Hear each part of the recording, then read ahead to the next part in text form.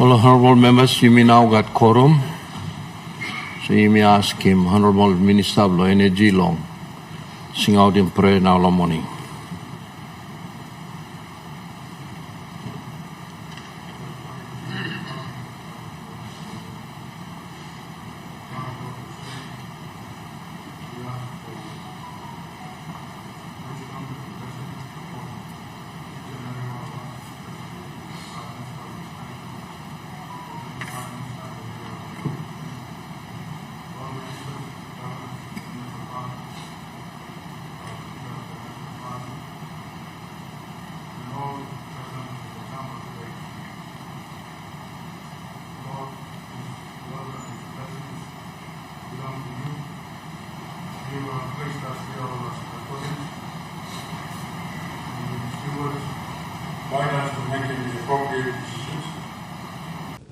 Honourable Prime Minister.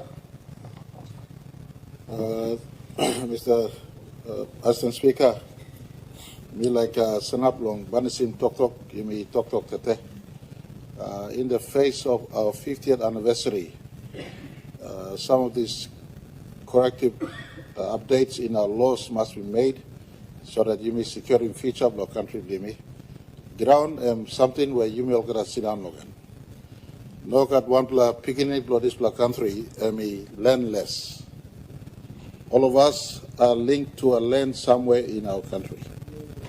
And so Banisim this ground issue is very, very important. I mean, I commend him, Deputy Prime Minister, as well as Minister of Ground. And he put in plenty concerted effort into this law work. One time also Governor Bloro he make him talk also. He work any creative efficiency lo immigration right now. That is suppose you go and you like apply long visa lo come lo country, it takes us less than or around 2 minutes for a visa to be processed for those who are coming into our country. Again, ICT based electronic system update. So technology ICT is now available to assist us. Quick time moving and increase efficiency, eliminating inefficiency in our system. Our relevant ministers, for instance, Minister of Finance has been instructed already. Minister for Public Services also has been instructed. Selection of workman must be ICT based, artificial intelligence to assist. Tender procurement of goods and services in our country must be ICT based, artificial intelligence assisted. Eliminating personal preferences and people moving file from office to office. That is many times delayed in us arriving at an efficient system to deliver quality selection choice for NEC to make, or in this instance, land boards to make. Mr. Assistant Speaker, this reform Lands Minister Ikarenka Minoros in Power Blong Lands Board. Power Blong Lands Board is top yet. But we want to tidy the system in which efficiency is arrived. We deal with land matters at the very earliest. This reform will still run its course in the judiciary. We're working with the Chief Justice Office also to use ICT to drive many of these efficiency that is required in our system. We like asking Parliament, you give him support long Lands Minister. And if there are other ways where we can look and improve this law, I propose that we establish a bipartisan committee to look into this matter. The reason is simple. This law, you may bring him come today and can offend him right long old people. Right long old people must be secured forever. You may now, for instance, like asking more to go along business, agriculture, or forestry, or fisheries, or real estate, whatever it is, sit down on top of the ground long all. Our people own land. How do we identify them as real person, ground block-in, so that land could be a bankable land in his or her country? Right now, this ground is not bankable. So we're also working to find ways to make that land bankable for that person. I mean, no need long wait as all and power, oil and gas, gold, land of value, no that. Ordinary ground, ground of value stapna. Mi amas long this reform. For instance, and protect him. Orlando urban areas, one of the greatest pain I live with is Motu Quaitas losing their land. And I'm happy that this law is able to secure further erosion of limited land they have and giving protections that no one sells or no one buys and a clan or a person alienated from his or her land forever. So we're trying to tidy this space.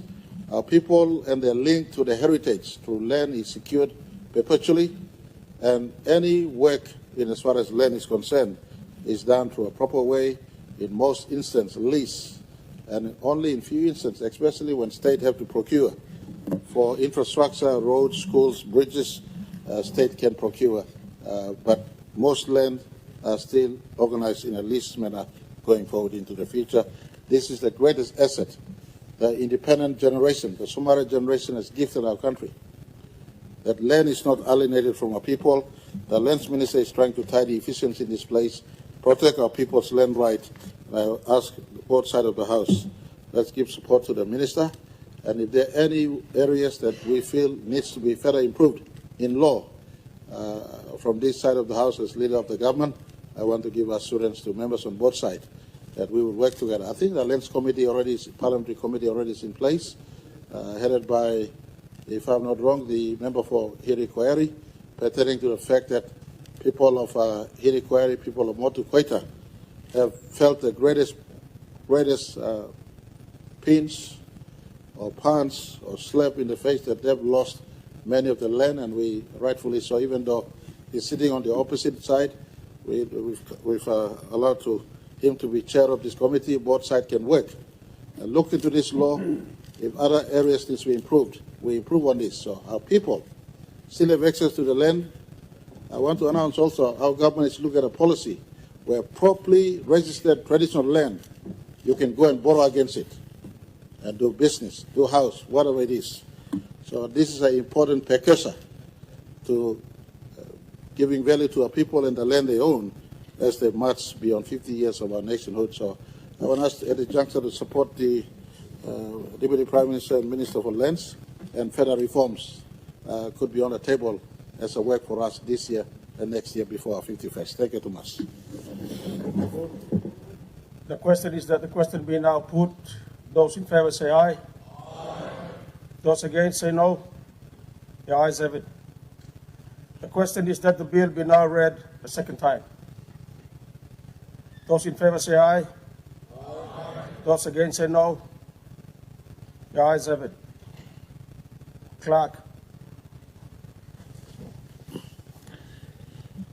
Second reading. Second reading, a bill for an act to amend the Land Act 1996 and for related purpose.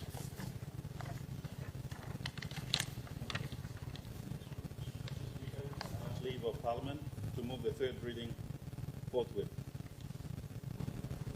Is leave granted? Aye. Deputy Prime Minister and Minister for Lands and Physical Planning. Mr. Speaker, I move that the bill be now read a third time. The question is that the question be now put. Those in favor say aye. Aye. Those against say no. The ayes have it.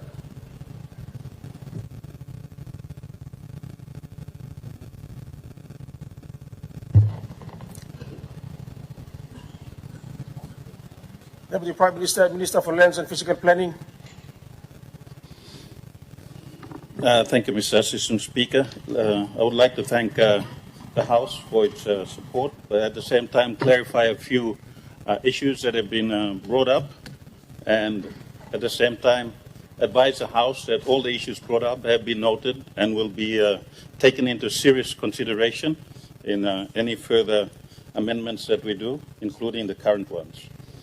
I would also like to, before that, congratulate the Deputy Opposition Leader, Honourable James Donald, on his appointment as the Deputy Opposition Leader. I would also like to congratulate Honourable Miring Toro on his appointment and winning of the seat of Central Bougainville. Bougainville is an important place for us, and a good place to look him. You come see now here, making mouse people of Central Bougainville. With a lot of the issues pointed, let me explain a little bit more. All the issues pointed out, but I'd like to commend Governor Pakop for his insight into this. Governor Pakop's insight into this and explanation has ultimately explained what we have been trying to do here. And the issues that Governor Pakop pointed out, constraints have been facing the Lands Department for a long, long time. In effect, for any improvements, government has taken this seriously. That is why government has appointed the Parliamentary Committee on Lands and has made the Honourable Keith Iduhu, who sits in the opposition, as chairman because of his insight into these sort of things. That is why we appointed the Honourable Keith Iduhu, because we respect the responsibility that is bestowed on government, so it needs both sides of the House to ensure that we do the right thing by our people, because land is very sensitive and land is very important for our people. So your appointment as a chairman is no coincidence. For the issues, the amendments to the Act, especially on the powers of the Minister to grant lease direct, most of these powers are existing. Most of the powers are existing, as Governor Pakop pointed out. One I would like to highlight, especially because all explanations have been made, is a lease to be issued following the expiry of an existing state lease. This is especially made, most of these are especially made to fast-track doing business in Papua New Guinea. Most times when it goes and sits before the Lands Department and the Lands Board, it takes up to 1 to 2 years to renew your current existing lease. It is not about a new lease. It is about the current existing lease. Let's say steamships, for example, in downtown Port Moresby, who has a couple of 100 million kina building there. Once it's done, it is an automatic. Lands Board will automatically give that lease. So it makes it the process much, much shorter now and makes businesses more confident to do business in Papua New Guinea. It just cuts out the cumbersome process that is entangled in the Lands Department, which I am the first person to acknowledge. This one is not just something that is new. It is something that is to make certain business is done properly and we give businesses the confidence to do business in Papua New Guinea. Most of these acts and amendments is to solidify what is existing under the current Land Act and the powers bestowed to the Minister. As for Section 10, which Governor Pakop once again pointed out, Section 10 is already existing. It is to solidify that. And I would like to commend to you, House, look at Tuhava. That is a perfect example. 585 hectares that belongs to the landowners. The state does not own it.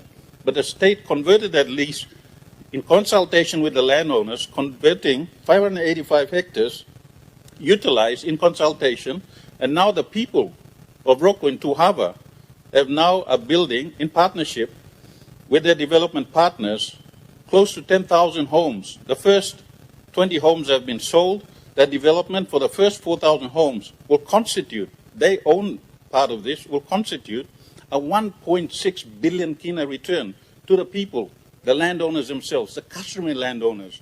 Government will not take anything out from that.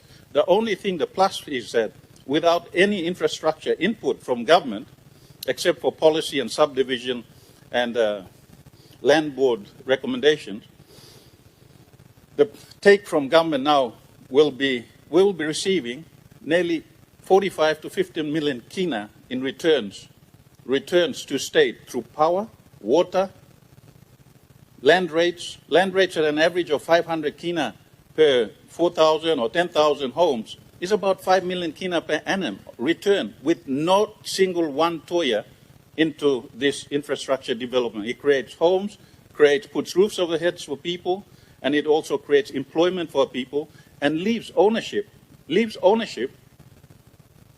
with the landowners in their business arm. And it gives them a bankable title, like what Honorable Kerenga Kua pointed out, and I wish he was here to listen to my explanation to him. So it would be nice to explain that. So that it gives commendations to the issues that he brought up. It frees up and guarantees our traditional landowners a good title that is bankable for tenants to use. For protection, the laws to protect traditional customary landowners to sell the land. It is not a bad law. Land is the essence and underlying of all of us. It is to protect our people from themselves. We get a lot of complaints everywhere, including Le Place Plumia too, including especially the people of Motu Koitabu, of people selling land willy-nilly with government which has no control over it. And after consultations with the Honorable Keith Idu in an informal conversation, we have brought that into place to protect our people of Motu Koitabu. So kandre nogan salim lo pipe kina, pikinini nogan salim lo 5,000 kina or 10,000 kina, you le salim, you consult when the government red na salim. You know salim lo like blue na bian suri talk lo lens minister and the talk, you sali ground lo me. No ground lo me, but me bla government salim, customary land on the ground. We are putting in a process to guide the process. So you know can sali lo kongkong, or sali lo naplaman, or sali lo kain man about. Come lo government acquire him, convert him, go good, put him, help him papa ground, so you can sit down lo ground you for perpetuity. Lo stop him, you mean lo sali ground long number, na bian blaming government, lo disla heavy blaming. So this law, come lo halib him government, halib him people, so that government can work on them people. Lo you mean work him good, na people blame me, you mean must look at him all, na sit down good. Especially in our urban peripheries. Because this la plenty complain you me saksim ogara time lo government responsible lo sali ground. Customary ground, ground blue. No ground lo government lo mi bakam sali ground blue. Kandre blue salim, pingin blue salim, bian you should talk lo government. So this la law now, lo mi plus straight him good, sit down him good. So this la law and by protecting people, lo no can sell him ground outside nothing. You must sell him good, convert him good, work on the government. You let sell him straight, you acquire him, go to government acquire him, convert him, go state lease, na you may work on them online developer, na free map ground. It is to protect our people. It is not for land grabbing or anything else. The electronic processes that we have pointed out, Honorable House, Mr. Assistant Speaker, is to also protect against this. We have titles that are duplicate, triplicate, title on top of title, survey on top of survey, kind something on top of something. With the electronic process now, empa working good through, so by rausim ogara disla, or kind pasin nunggu di kamaple, now also by fast track him, Mr. Assistant Speaker, fast track him disla process blimi, so you know you miss around 3-4 years, lo working on the land conversion, and by working hurry up, na you got proper record, na man inon up sanisim survey nothing, inon up sanisi title nothing, they got signature stuff inside, Mr. Assistant Speaker. So Mipla can say usat play want all this title, na record, talk missing records, na kind something else, inon up come up more. Let me point out, Mr. Assistant Speaker, and to the House, that the start we have done with the Lands Department on electronic payment systems is an example of what can be done. Also, what was pointed out with the Immigration Department. The current, when I took over, the annual collection for the payment system for the total of land in Papua New Guinea, alienated land, was 9 million kina per annum. Today, as we speak, we have surpassed 60 million kina per annum in collection. Not by employing new people, not by doing anything, just by doing a proper electronic platform process. Now line and collection straight, payment straight, something go good. So consolidated revenue now receives an income directly from the Lands Department, from our people, 60 million kina. We have now moved some of the outstanding debts that is incurred by a lot of major companies that owes the government of Papua New Guinea $500 million in unpaid land leases and rentals, improving those records, and now we are collecting on that. So this year, we are collecting towards a target of 80 million. We have already surplus 60 million kina this year. Last year was 60 million collected, and we hope to improve that. So that is improving the efficiency of land in one aspect only, Mr. Assistant Speaker, on the collections of us. And if you look at a whole of perspective, the total that the Lands Department contributes to collections at this point in time, including stamp duties and other associated costs, Mr. Assistant Speaker, now collects 170 million kina in total. 170 million kina. That never used to be collected before, because we have now improved on the electronic processes, we have improved on that, and as pointed out by Governor Jufa, is that immigration has undergone the same transformation, and the long lines of standing, Mr. Assistant Speaker, are now shortened. And you can apply for a visa online. You can apply for a visa online and get it returned for you under the space of 2 minutes. It's a first. It's faster than you can get it in Australia, faster than anywhere else in the Pacific region. And that is all homegrown, home designed, and everything done here internally. We don't say much, but we try to put our heads down and work, Mr. Assistant Speaker. Deputy Prime Minister Walkie, you got to our ministers walking.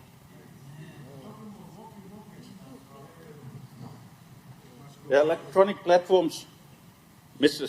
Assistant Speaker, I'd like to commend to this House that it is an important thing, and whole of government should be working towards that. We are currently working at ensuring procurement systems are done electronically, and that will be rolled out in all aspects of government.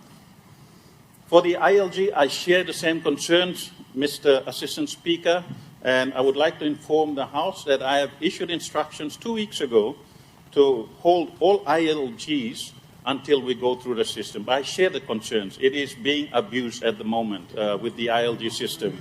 And I have instructed that that be held until we review the system, sitting in consultation with our parliamentary committee chairman to ensure that we find a direct, better way of doing business and assisting our people doing it properly. So that is something that the Lands Department will undertake to find a system that improves and a system that helps our little people, and it's not abused by a lot of our people.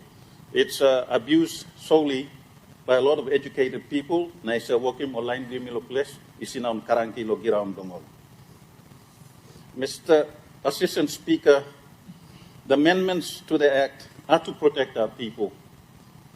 They are not to be abused. They are here to, I'd like to assure this House that it's to protect our people, and further consultation or amendments to any acts will be circulated, as the Honourable Sir Puka pointed out, will be circulated for your input into this. Mr. Speaker, Assistant Speaker, I think that is all from my end, and I would like to say thank you to everyone else, and looking forward to working together in cohesion to ensure that we do the amendments to protect our people. A final one, Mr. Assistant Speaker, was pointed out on the Fijian model. The Fijian model, Mr. Assistant Speaker. That model is good. It is good, but I didn't have the opportunity to visit Fiji, but I had all these good stories about what this model was being done in Fiji. So last year I took it upon myself to go to Fiji for the first time in my life. I went down there and I had a look at the systems there. Whilst the model is advocated to be good, I don't think it is best suited to our people in Papua New Guinea, because it also takes away powers of land ownership from our ordinary simple people and puts it, the same thing, into the hands of a few elites. That when you go to Fiji, a lot of these elites, you don't see, you go down to Tarama, for example. You go to Tarama, you have mansions being built at Tarama. You have really good houses being built in villages and stuff. In Fiji, you can't do that. When you come here, the ordinary person has absolute traditional rights to build a house wherever it feels like, suppose in Papua ground. And those things we should be looking at whilst trying to emulate the Fiji model. We should look at it so that we do not risk alienating our people and putting power over land into the hands of a few elites in our customary system. It will become similar like the ILG system. So we've got to find a mix, a middle ground that I'm certain we can find, working in close consultation and advice with the chairman of our parliamentary land committee to ensure that we find the middle ground so that we can find the best possible route or platform for our people to utilize their land. One day, Mr. Assistant Speaker, thank you through the House, and thank you, Law, supporting this bill. Thank you too much. Deputy Prime Minister and Minister for Lands and Fiscal Planning. Mr. Speaker, I present the Valuation Amendment Bill 2025. Mr. Clark. First reading, a bill for an act to amend the Valuation Act, Chapter 227, and for related purposes. Deputy Prime Minister and Mr. Fulans. Mr. Speaker, I ask leave of Parliament to move the second reading forthwith. Is leave granted? Leave granted. Deputy Prime Minister and Mr. Fulans. Mr. Speaker, I move that the bill be now read a second time. Make your speech. Mr. Speaker, I'd like Parliament to take note of the previous speech said, which covers this also. I see we have questions been put, but there's a minister who wants to debate. Thank you, Minister. Thank you, Mr. Speaker. Like to thank you, long Deputy Prime Minister, Minister of Law, Plans, Fiscal Planning, Minister of Law, Immigrations. Long good amendment that may come through. Taking cue long. Plenty of debate opinions na debate where Prime Minister come up him. As you may go inside long, step inside the next 50 years of our nation's history.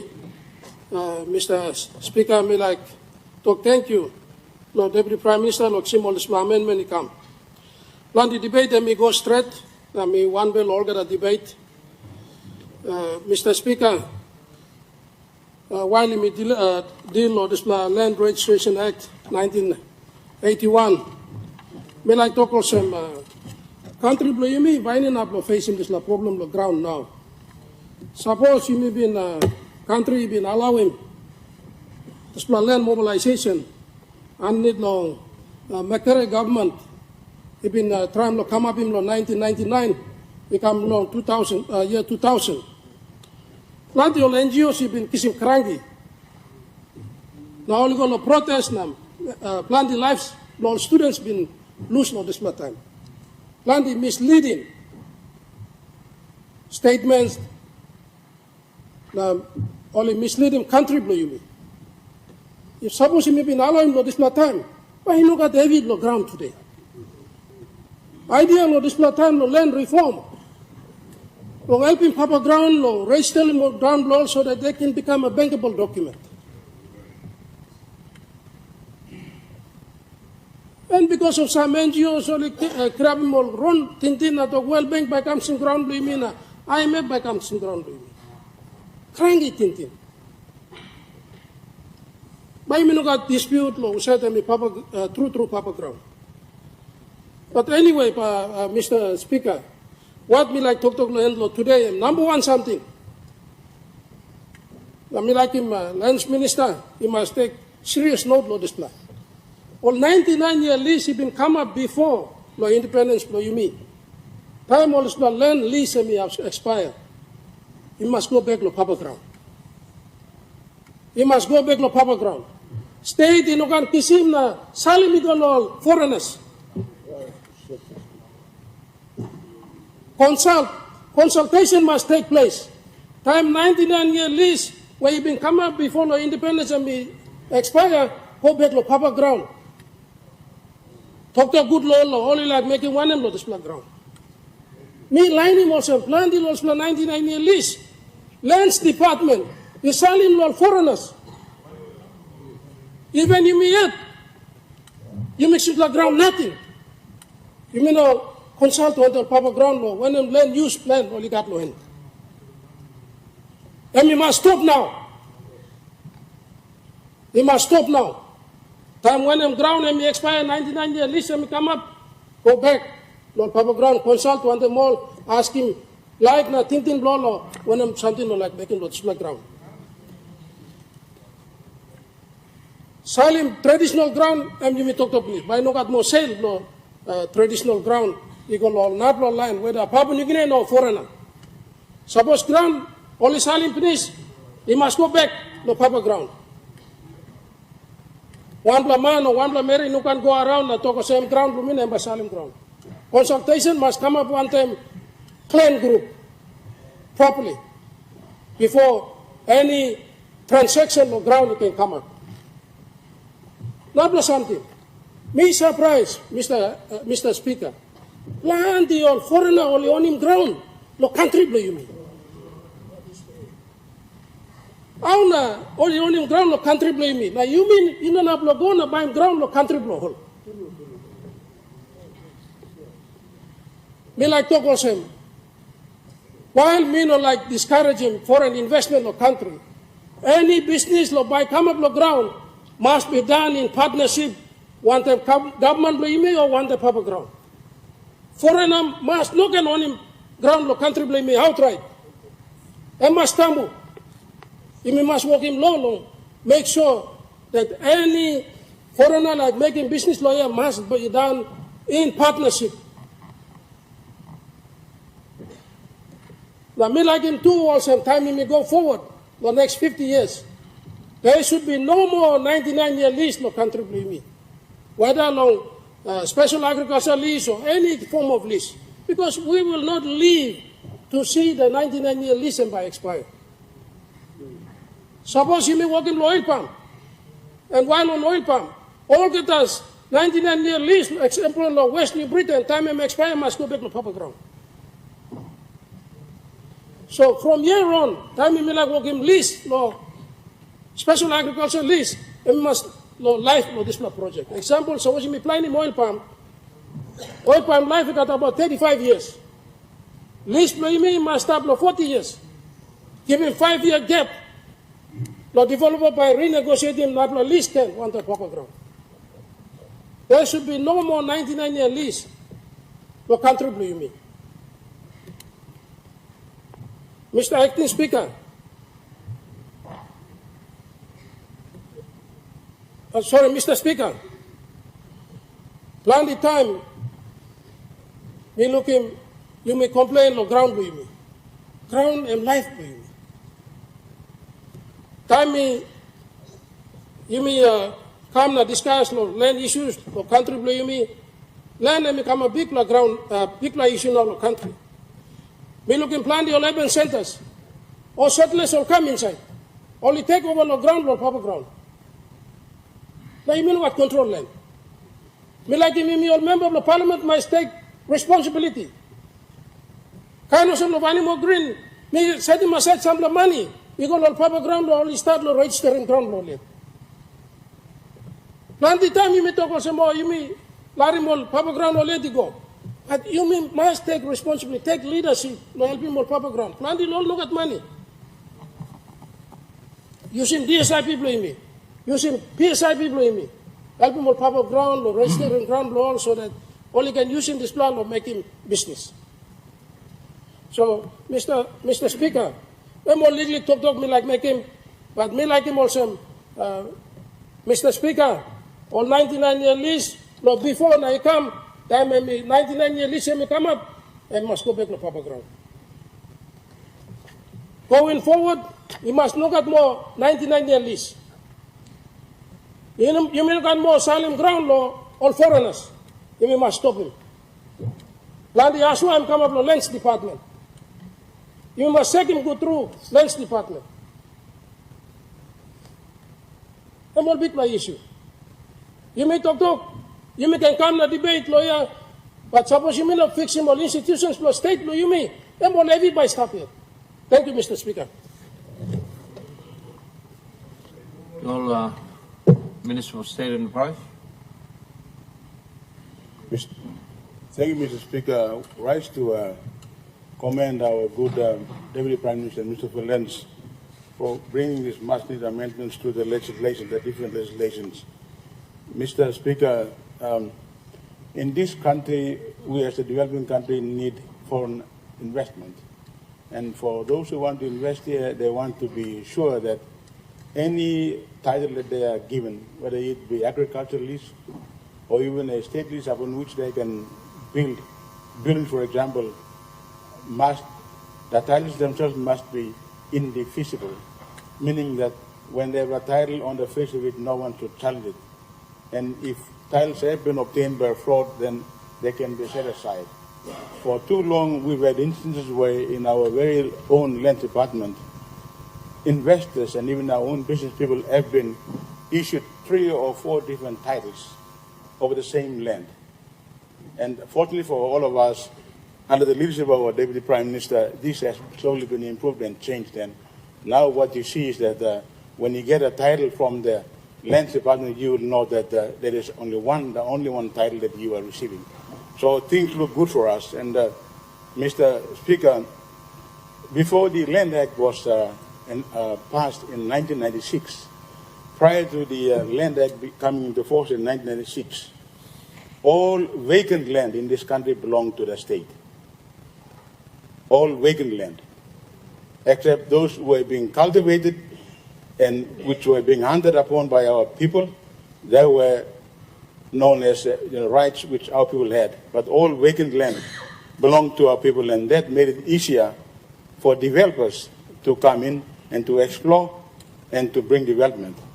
But these days we are beginning to see, for example, Mr. Speaker, where there is an element or there is an announcement that an oil discovery or prospecting is being done, all of a sudden you see people who emerge out of nowhere to claim to be landowners.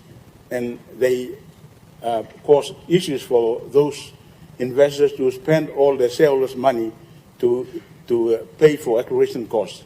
And in the case of mining and oil, for example, Mr. Speaker, it is not easy for one to spend money investing or exploring for things that cannot be found unless you are God.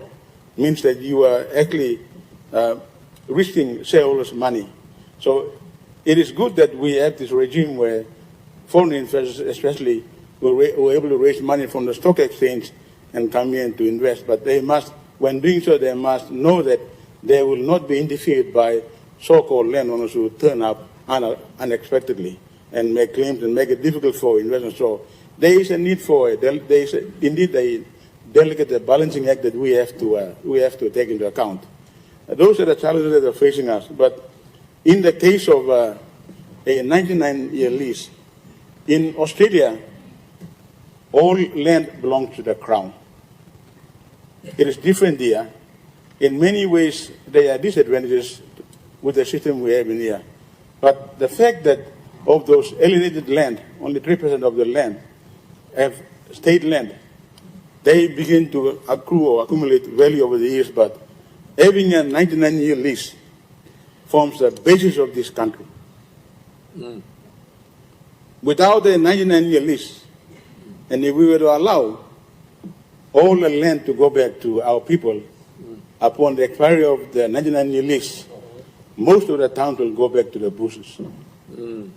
For example, from where I come from in Agen, my tribe is the owner of at least 50% of the land on which the city is located. If the land were to be given back to my tribe upon the expiry of the 99-year lease, I wonder what we will do with it. That is the question as leaders we have to bear in mind. 99-year leases that we have in our country form the basis of civilization and towns and cities.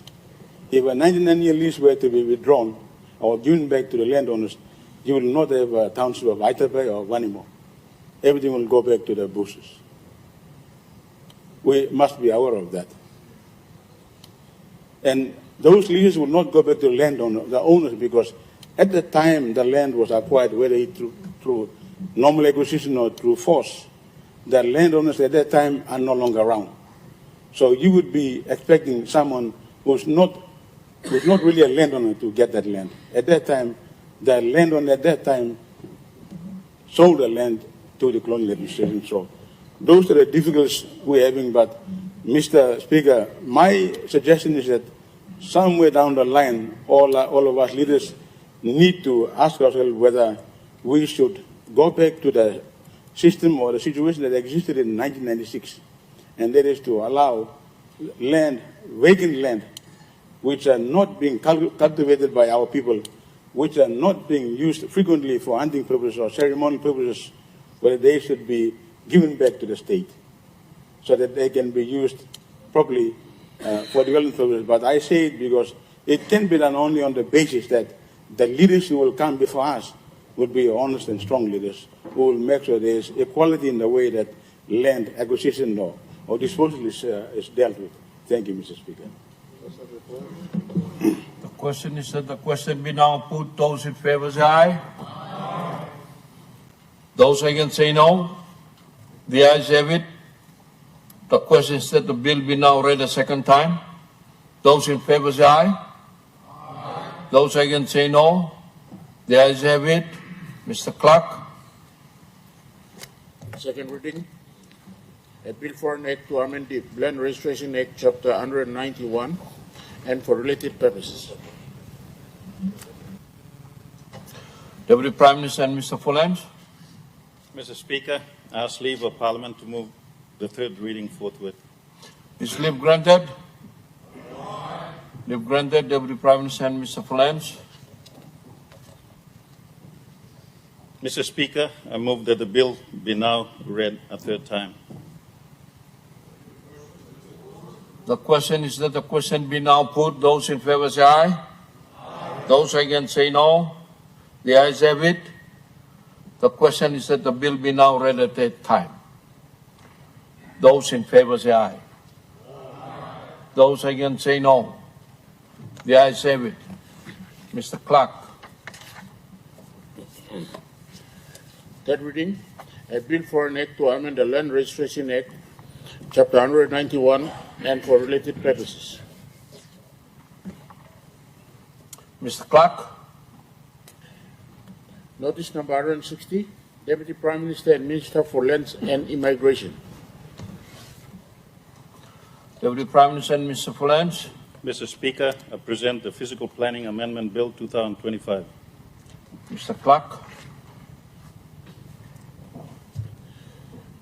First reading, a bill for an act to amend the Physical Planning Act 1989 and for related purposes. Deputy Prime Minister and Mr. Folens. Mr. Speaker, I ask leave of Parliament to move the second reading forthwith. Is leave granted? Leave granted, Deputy Prime Minister and Mr. Folens. Mr. Speaker, I move that the bill be now read a second time. Make your speech. Mr. Speaker, Parliament take note of the previous speech that encompasses everything. The question is that the question be now put. Those in favor say aye. Those against say no. The ayes have it. The question is that the bill be now read a second time. Those in favor say aye. Those against say no. The ayes have it. Mr. Clerk. Second reading, a bill for an act to amend the Physical Planning Act 1989 and for related purposes. Deputy Prime Minister and Mr. Folens. Mr. Speaker, I ask leave of Parliament to move the third reading forthwith. Is leave granted? Leave granted, Deputy Prime Minister and Mr. Folens. Mr. Speaker, I move that the bill be now read a third time, and I would like to make a comment. Mr. Speaker, taking into account the support that the bills have given, I'd like to say thank you to Parliament for supporting the bills. I would also like to make a comment in regard to the land registration bill and the 99-year lease that was expounded on earlier. I'd like to support Minister Duma, who made the comments earlier, and explain to Parliament on the misconception of the 99-year lease. The 99-year lease that we have adopted under the torrent system from Australia is a lease. When it was acquired by our forefathers, the land was acquired outright. The lease is from government to whoever business or developers want to develop that lease. So the 99-year lease has been misconstrued a little bit. So to clarify that, the lease returns to the original owner, which is government, who owns it outright. Why I say this also, Mr. Speaker, to clarify it, we need to ensure that we protect the leases to be bankable. The leases need to be protected at all costs. Imagine if Port Moresby, the parliament we sit on, was returned and a 99-year lease expired. What would happen? Imagine all the businesses in Papua New Guinea that hold 99-year leases. What would happen? We would destroy the very fabric of our society and the very fabric of our nation, Mr. Speaker. The 3% that we hold in trust is to protect development, business, and to ensure that the banks hold this as guarantee, as bankable titles. That is why the economy revolves around it. But there is a way, Mr. Speaker, to move forward, and that is a way that we can work in cohesion with our people, working in partnership with our people, for them to work together towards the future, to negotiate for them, for state to acquire the lands, exactly like what we did in Tuhava, utilizing the Section 10 and also working with some of the proposals put forward by the Parliamentary Committee Chairman, the Honourable Keith Idu, to find a middle ground that we can work and make our landowners also benefit from bankable titles, and to at the same time give, Mr. Speaker, give confidence to businesses. No businesses will come and invest if they have no guarantee on security of title. That is a fact that we cannot disregard.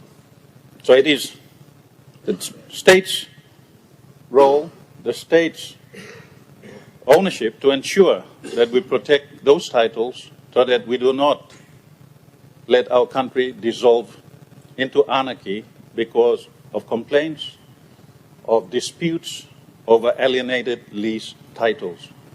State has to protect this at all costs to ensure that these titles are bankable and these titles are utilized for business and development in our nation. It is not an easy decision, but it has to be done so that we can protect further investment for the security and the very fabric of society that we sit on. Mr. Speaker, thank you. The question is that the question be now put. Those in favor say aye. Those against say no. The ayes have it. The question is that the bill be now read a third time. Those in favor say aye. Those against say no. The ayes have it. Mr. Clerk. Third reading, a bill for an act to amend the Fiscal Planning Act 1989 and for related purposes. Mr. Clerk. Notice number 160, Deputy Prime Minister and Minister for Lands and Immigration. Deputy Prime Minister and Minister for Lands. Mr. Speaker, I present the Najib Land Development Authority Bill 2025. Mr. Clerk.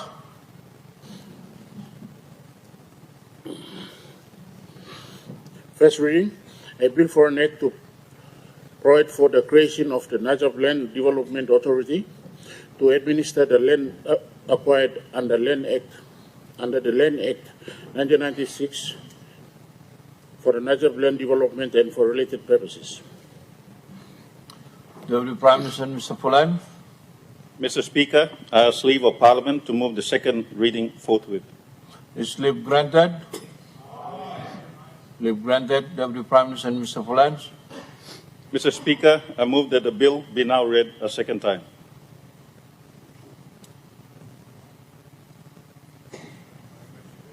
Make your speech. Mr. Speaker and members of this Honourable House, it gives me great pleasure to present to you the proposed Najib Land Development Bill 2025, a significant legislative initiative that seeks to transform the landscape of land development in our country and to build one of the first towns that we have ever built since independence. Mr. Speaker, the Najib Land Development Bill 2025 implements National Executive Council Decision number 226 of 2023, which approved the National Land Partnership Policy Framework and identified the Najib Township development as a pilot project under this framework. Mr. Speaker, this policy framework emphasizes the essential role of the private sector and the mobilization of land under various tenure arrangements, including state leases, freehold land, and customary land. This bill is an important step towards creating a conducive environment for private investment in land development. Mr. Speaker and honourable members, the current legal regime is inadequate for the development of towns and cities. It does not provide a dedicated mechanism for coordinated land allocation, physical planning, or the construction of trunk infrastructure necessary for modern township development. There is a pressing need for specific legislation to bridge this gap. Mr. Speaker, the NADZEB Land Development Bill I present today draws inspiration from the Gazelle Restoration Authority, which oversaw the development of the now Kokopo town, following the unfortunate twin volcanic eruptions that destroyed the once beautiful town of Rabaul. Mr. Speaker, the NADZEB Land Development Bill seeks to establish the NADZEB Land Development Authority, a corporate legal entity that will spearhead the development of the land under the project area. This authority will have the power to prepare a master plan, scope, design, construct essential trunk infrastructure such as roads, power, water, sewerage, drainage systems, and ensure development of the NADZEB land into a town. Mr. Speaker, the key features of the NADZEB Land Development Authority Bill are as follows. The authority will lead land development, not township governance. It will hand it over once its job's completed. Working under a master plan, working in cohesion with the relevant district authority and the provincial government who are part and parcel of this. Development will be private sector led, with the state playing only a facilitative role by providing the legislative framework. No government budget funding will be required to develop this town of that capacity. Private sector investment and support from development partners will fund the authority's operations. The authority will have powers to recommend land allocation, will oversee the planning and construction of infrastructure to create service land for industrial, commercial, residential, and other uses. And the authority will oversee the development of the land, after which a separate municipal authority will take over the governance and administration of the township. Something similar to Tuhava, but on a grander scale. Mr. Speaker, the composition of the board, which is largely private sector, reflects the NEC's emphasis on private sector participation, given the critical role the private sector will play in funding, designing, and constructing the required infrastructure. It will also have representatives from the provincial administration and the district administration. Mr. Speaker, the authority is designed as a project-based mechanism and will cease to exist once its objectives have been fully accomplished. The decision to wind up the authority will rest with the board, ensuring a practical and efficient closure once all development activities have been completed. Mr. Speaker and honourable members, the NADZEB Land Development Bill 2025 will provide a model for future land development initiatives across Papua New Guinea, thinking outside the box, offering a practical framework for mobilizing land, cutting through numerous red tape, and attracting private investment to meet our growing demand for service land for manufacturing, commercial, industrial, residential, and agricultural purpose. Mr. Speaker, I submit to have a report to Parliament in 18 months from the commencement of this law with the view to draw lessons to inform the development of a legislative framework that will be applicable nationwide once this project is done. With that, I commend on the proposed amendments to the NADZEB Land Development Bill to the Honourable House, and in accordance with the standing orders, open the debate. Mr. Speaker, thank you. The Honourable Member for Rabaul. Thank you, Mr. Speaker.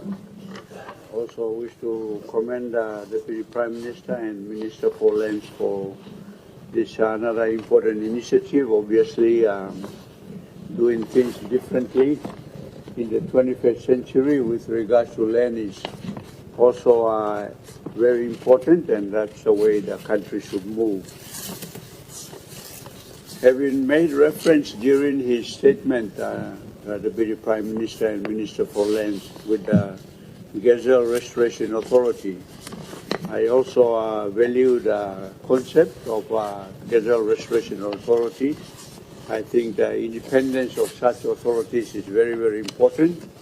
But at the same time, I am of a very strong opinion that these are still public bodies.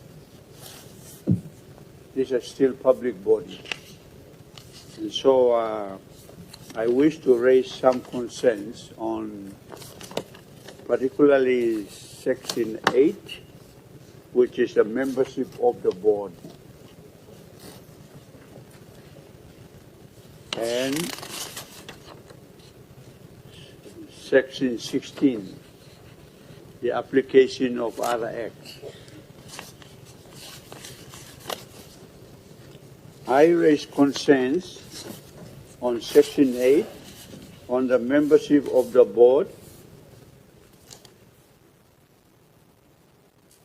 There are from reading on the membership, there are 7 members of the board. 2 are ex-officio, one is a secretary for lands, and one is a provincial administrator. However, the representatives of multilateral and bilateral concerns me. Why are development partners brought into this equation? What's the value of excluding our own people to be part of, like the Gazelle Restoration Authority? They were made up of Papua New Guineans who led surveyors, geotechs, architects, engineers, etc., etc. But the composition of the board, for me, for the first time, that a national board is bringing in development partners, both multilateral and bilateral.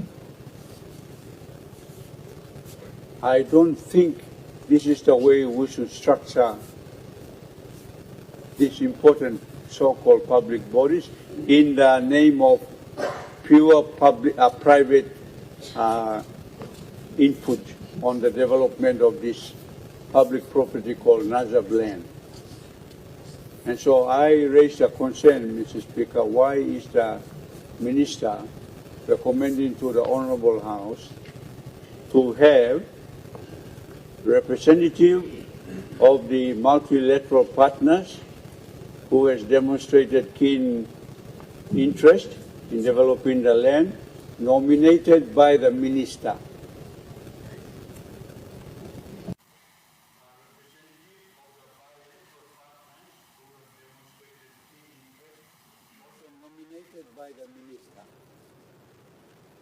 And then 3 representatives of the partner developers, one of whom. And so there is 5 development partners in the board, and there's 2 nationals. What's the rationale for this, Mr. Speaker?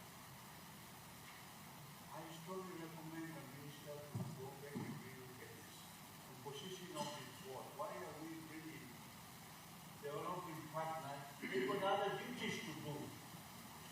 They can bring in private sector, yes, but not multilateral and bilateral partners. Why is the Minister recommending to the Honorable House? Out of the 7, 5 of them are from the multilateral and bilateral partners. Where are the private sector? So I raise grave concern of the composition, Mr. Speaker. I strongly recommend that the Minister re-looks at this. I don't think my multilateral and bilateral partners should be in the boards of Papua New Guinea public organizations. They got their own roles to play. Particularly for them to be politicized through the appointment by the Minister. That's the first argument that I have against this this bill, particularly the composition of the board, bringing in multilateral and bilateral partners in the board rather than private sector.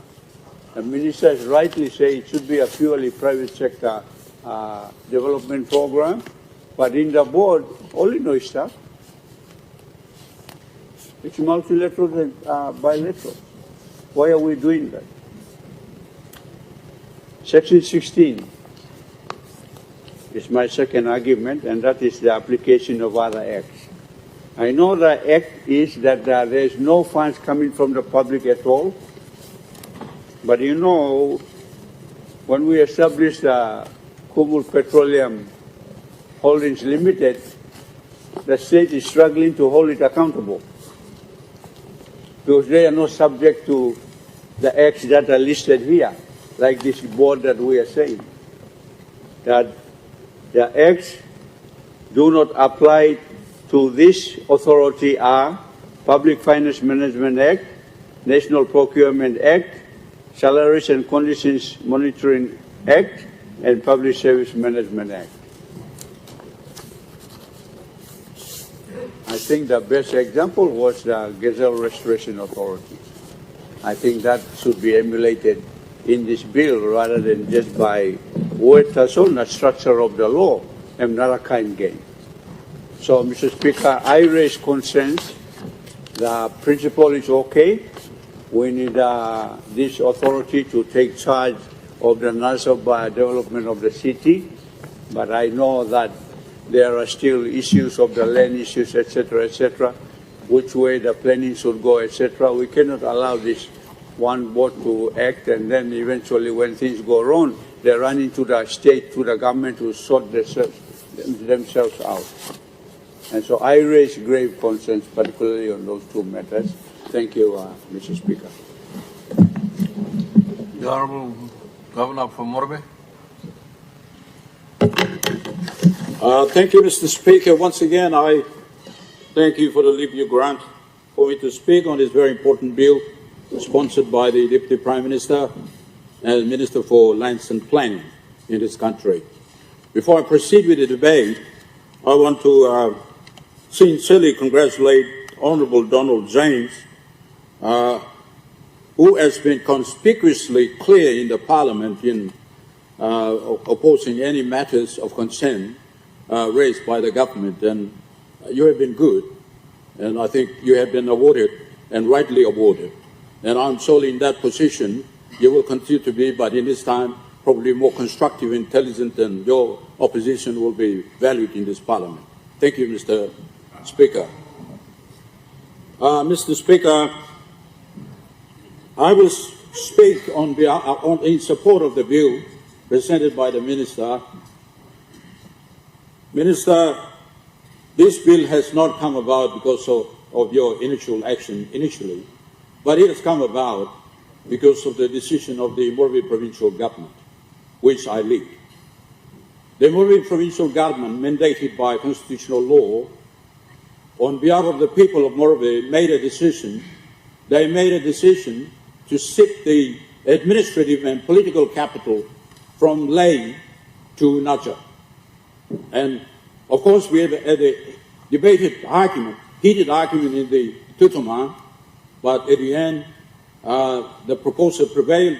We supported wholeheartedly that the proposal for capital to shift, administrative capital and political capital to shift to Naja must stand. So, and Mr. Speaker, there are many, many good reasons, but I will only state a few.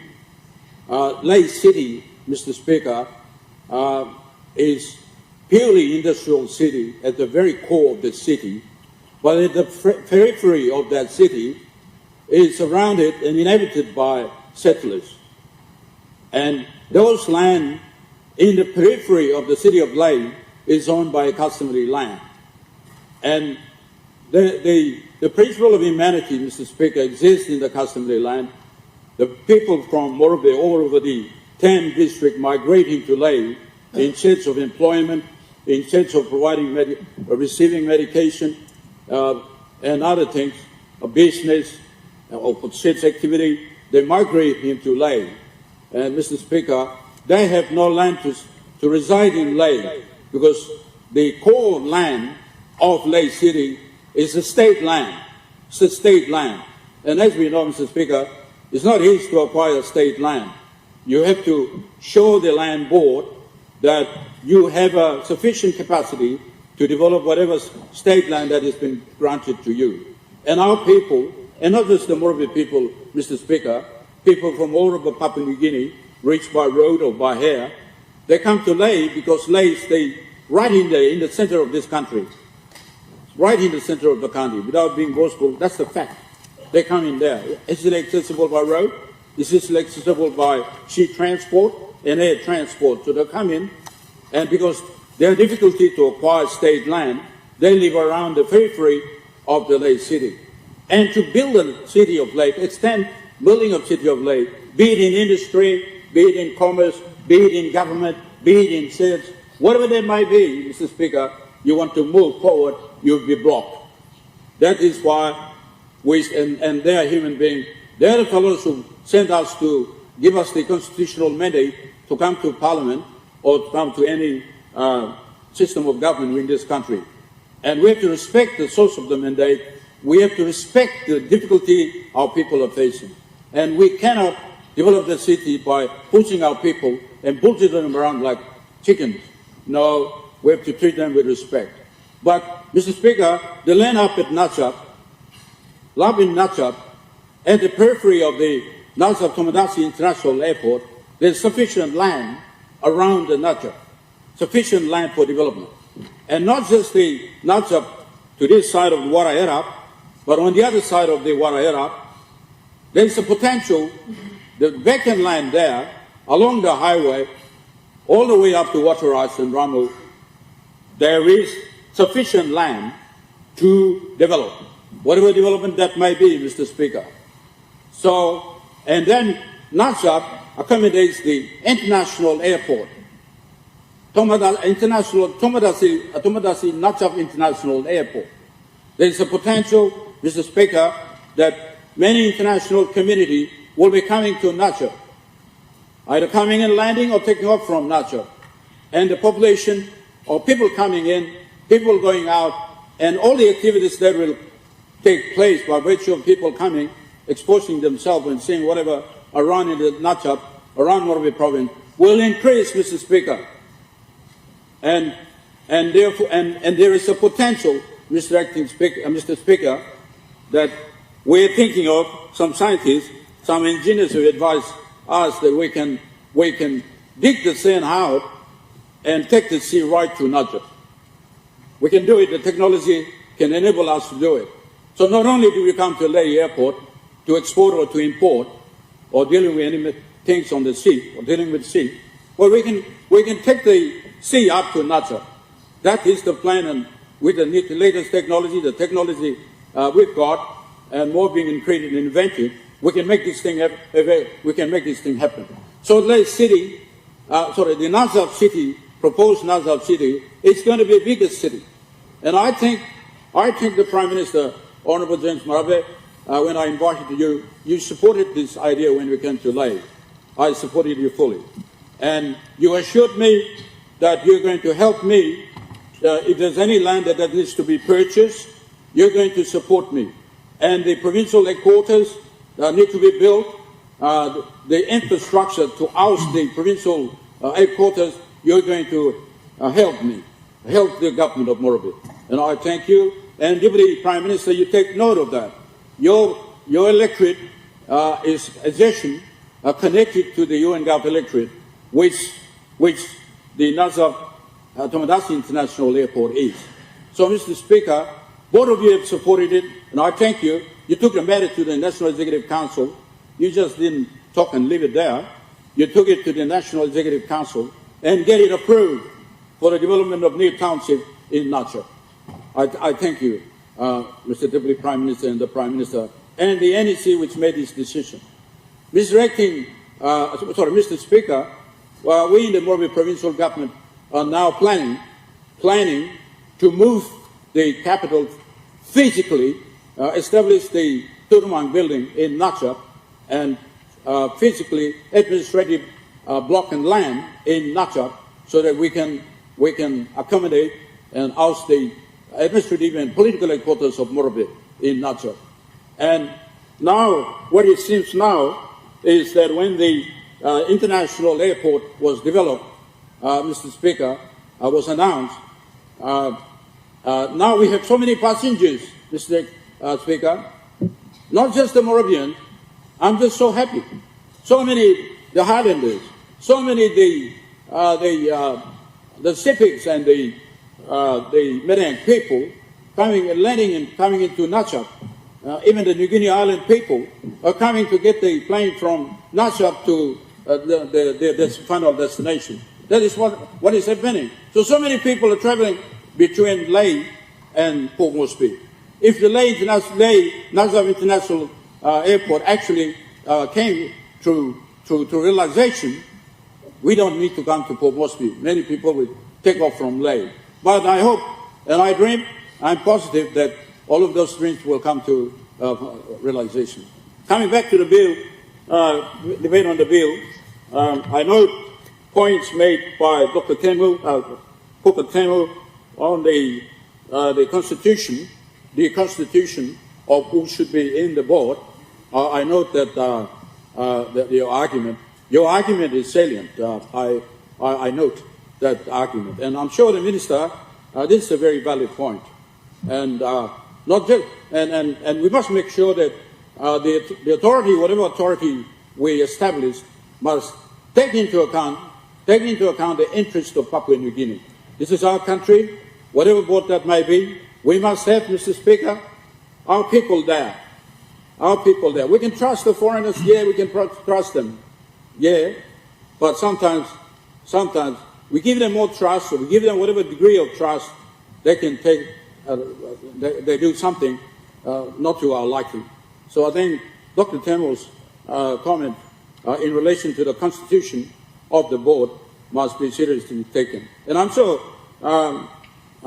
you're already working pretty hard, and I appreciate your action is taking into account the opposition that has been put, the rebuttal that has been put. As long as it's genuine, they must be taken into account.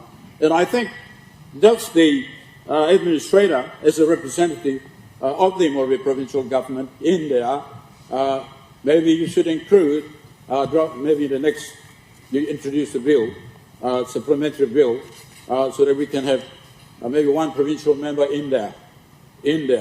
All the rest, I'm not disputing with you. I can understand, maybe in the SADO, Mr. Speaker, in the SADO, you have a big plan. I can see that. You have a big plan to involve the international community, the expert, people who have technology, people who are intelligent, people who have who are expert in whatever field they might have. They will surely come. We need them. We need them. They will surely come.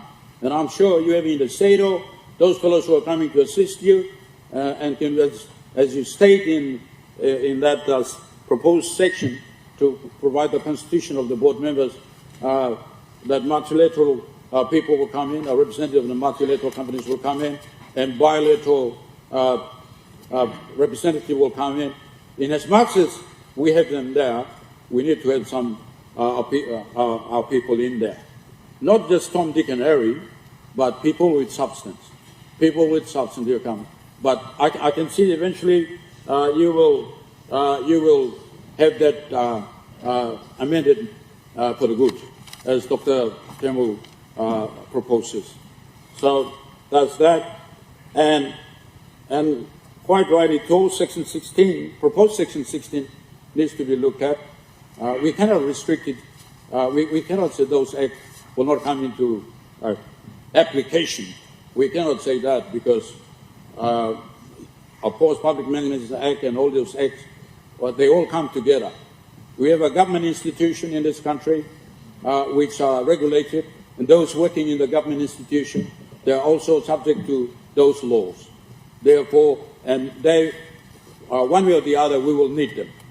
So I don't think you should strictly restrict, ban the implementation of those or the utility of those acts that you propose in the the draft bills, section 16. Otherwise, Mr. Acting Speaker, I can see the functions of the board provided, Mr. Speaker, provided for under section 5, the functions of the board, what the board is going to do. I see those functions well set out, and I am in full concurrence, Mr. Speaker. I'm in full concurrence with the functions of the board. I'm in full concurrence. And then, Mr. Speaker, I see the power of the members of the board. I've already said that. And then Mr. Speaker, and also I can see that these people are going to come and help us to plan, to put the necessary infrastructure there, which you mentioned also in the draft bill. All the infrastructure is there, roads and water and drainage and all the infrastructures that need to be put in to make sure that they qualify, Mr. Speaker, qualify as a township or as a city. You got them all covered in there. And Mr. Speaker, I think that the foreigners, surely we need them. Surely we need them. We'll check them and have them, and they will help us to make sure that all the infrastructure we need are in there, in the land. Mr. Speaker, I know, Mr.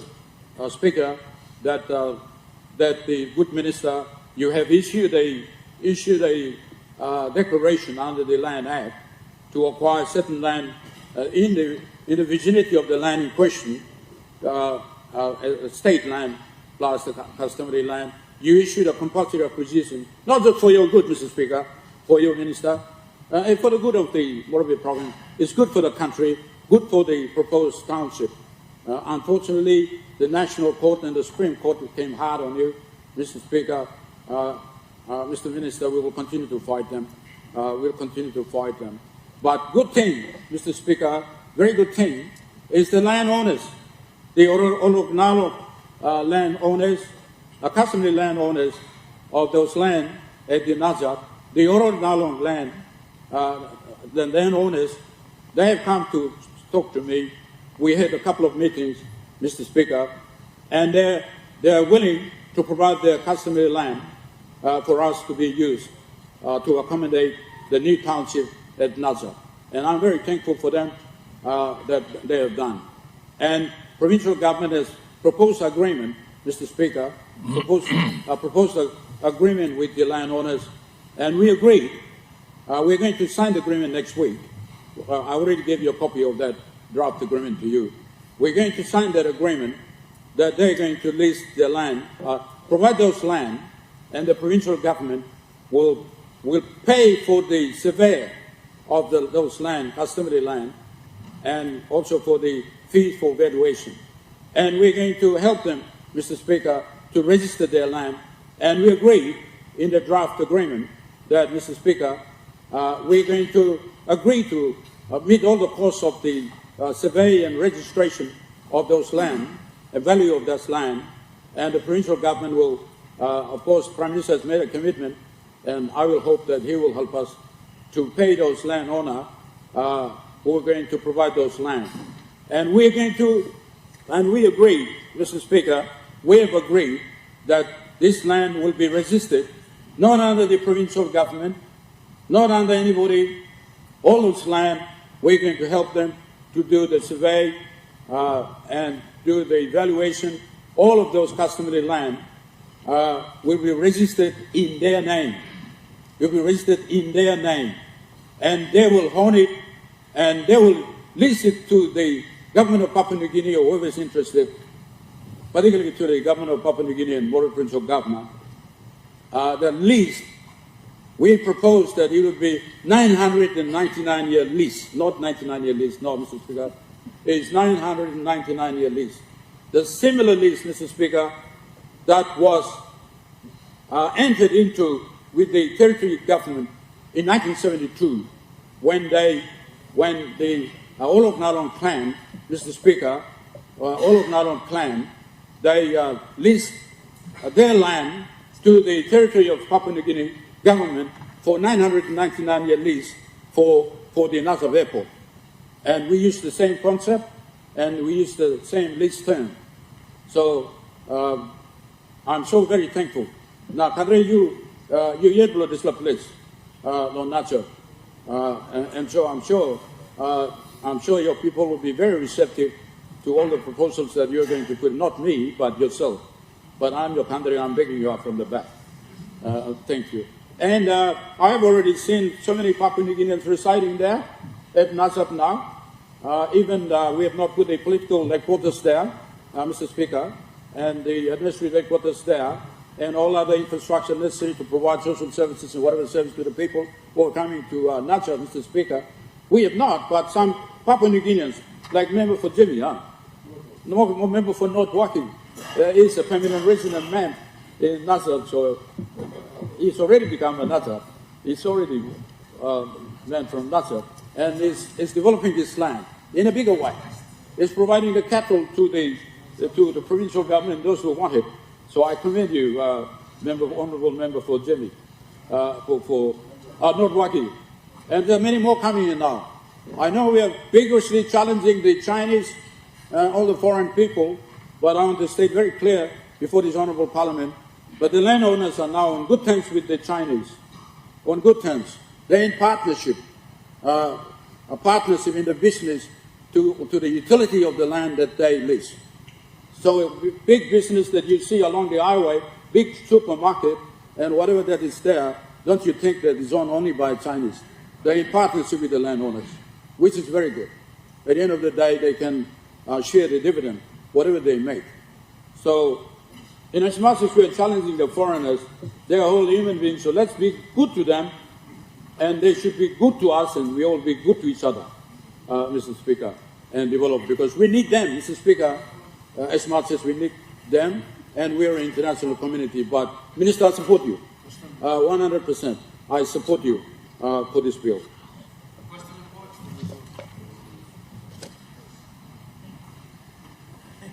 Honourable Prime Minister. All right. Well, Speaker, me like talk sort of me send up a quick summary that's all. Clearing one or two talk where you come out.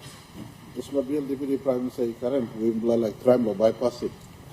Many of the impediments in regard to system of government.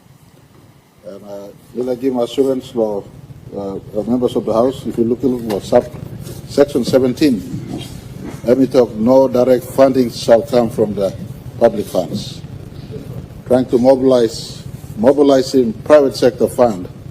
Biar thinking lo tuhava, you may walk him here, but in a structured way. And for the first time, you may build him one blood township. Today you're going to town him again, all colonial masters limits him ground him, and town him sinano.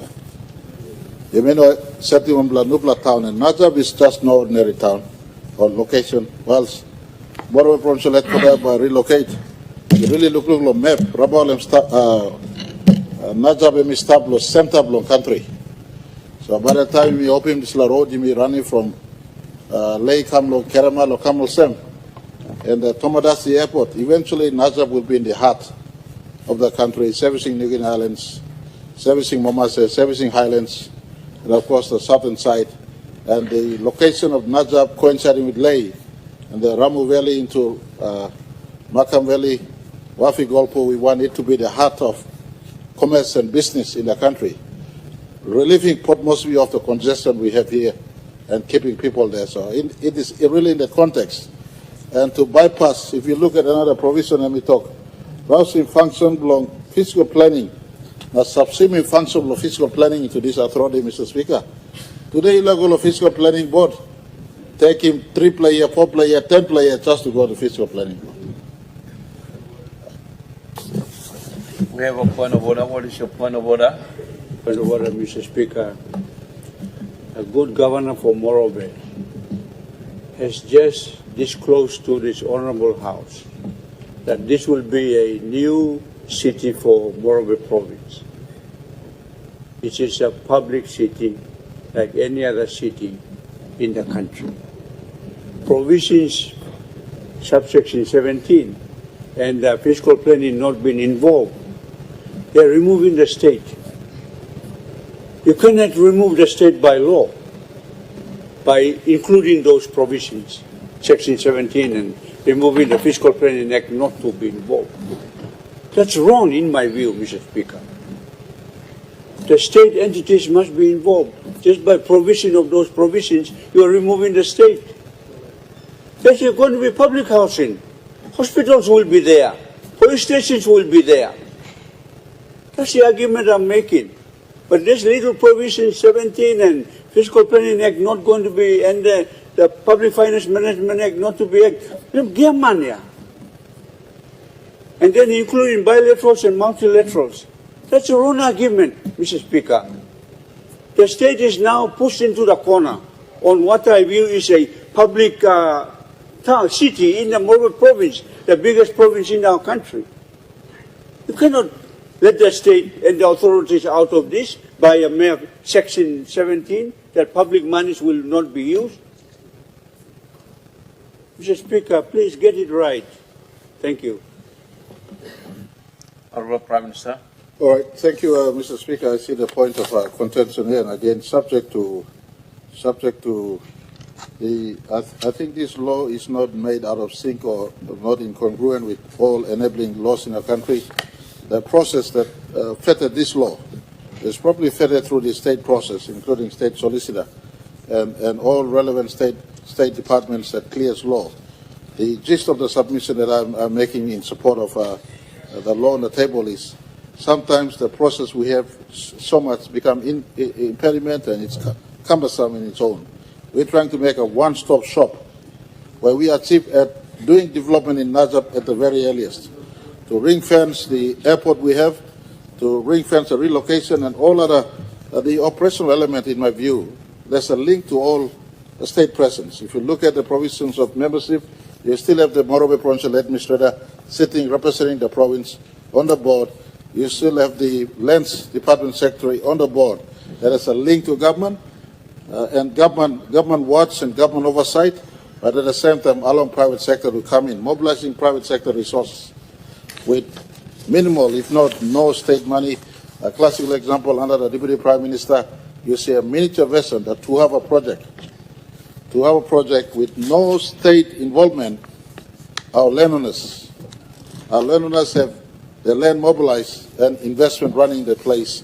Whatever is already state lease, under existing state lease, in my view, is protected. This one now, the authority comes into work with mobilizing all other land that is not state lease and to work towards delivering a product, in my view, a township, a city expansion that should reflect the way modern PNG should move. I give commendation to this bill to be supported. And again, just like the other law DPM has produced, if someone has a view and if the operation of this law has a teething issue with other relevant laws we have, by all means, this is not 10 Commandments. We can always come back and make changes later. Thank you, Mr. Speaker. The question is that the question be now put. Those in favor say aye. Aye. Those against say no. The ayes have it. The question is that the bill be now read a second time. Those in favor say aye. Aye. Those against say no. The ayes have it. Mr. Clerk. Second reading. A bill for an act to provide for the creation of Najab Land Development Authority to administer the land acquired under the Land Act 1996 for Najab land development and for related purposes. Deputy Prime Minister and Minister for Lands. Mr. Speaker, I ask leave of Parliament to move the third reading forthwith. Is leave granted? Leave granted. Deputy Prime Minister and Minister for Lands. Mr. Speaker, I move that the bill is now read a third time. The question is that the question be now put. Those in favor say aye. Aye. Those against say no. The ayes have it. The question is that the bill be now read at that time. In accordance with constitutional requirements, this bill must be passed by an absolute majority of 60 members. Clerk, please ring the bell.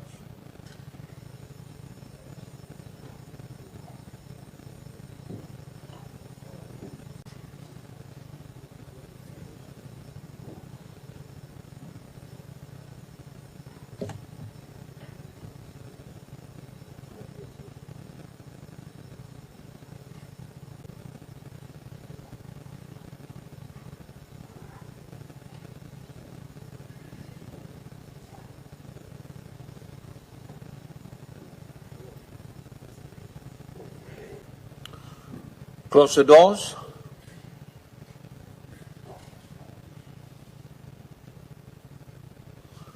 The question is that the bill be now read at that time. Would those in favor please stand?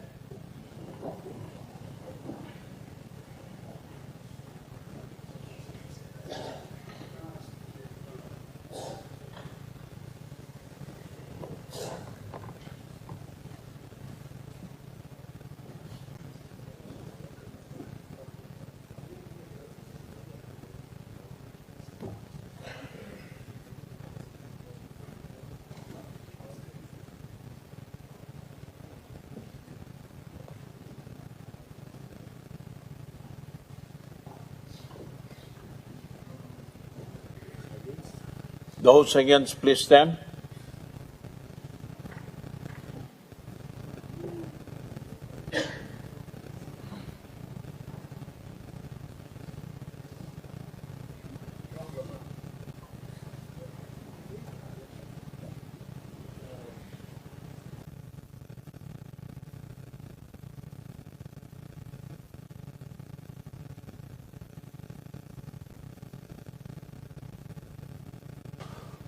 Honorable members,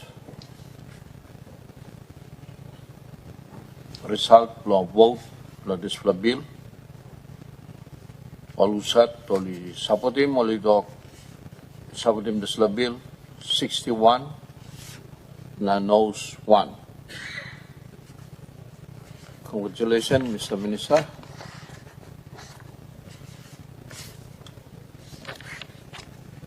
Mr. Clark.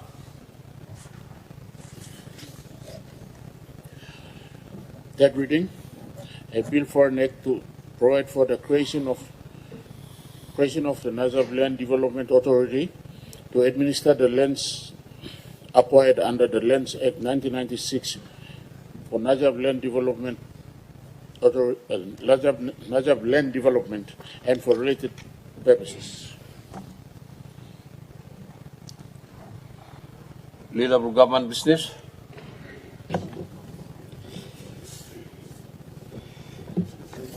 Mr. Speaker, I ask leave of Parliament to move a motion without notice. Leave granted. Leave granted. Leader of Government Business. Mr. Speaker, I move that leave of absence be granted to A. Mr. Timothy Massieu, Minister for Information and Communication Technology, B. Ms. Cassie Sawang, Minister for Labour and Employment, C. Ms. Rafina Peter, Member for Central Province, D. Mr. Stanley Sambam, Member for Wewak Open, for the duration of this meeting due to ill health. Question is that the motion be agreed to. Those in favor say aye. Aye. Those against say no. The ayes have it. Leader of Government Business. Mr. Speaker, I ask leave of Parliament to move a motion without notice. Is leave granted? Leave granted. Leader of Government Business.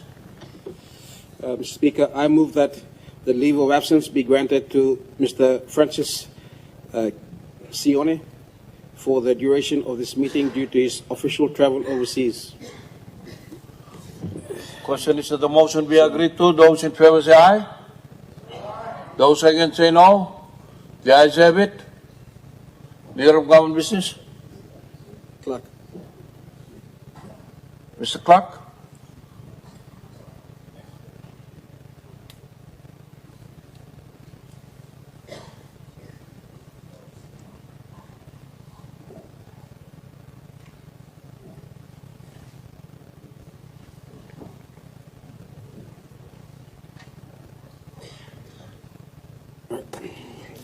Mr. Speaker, I move that Parliament do now adjourn until tomorrow at 10 o'clock a.m. Question is that the motion be agreed to. Those in favor say aye. Those against say no. The ayes have it. Honorable members, the Parliament now is adjourned to 10 o'clock tomorrow morning.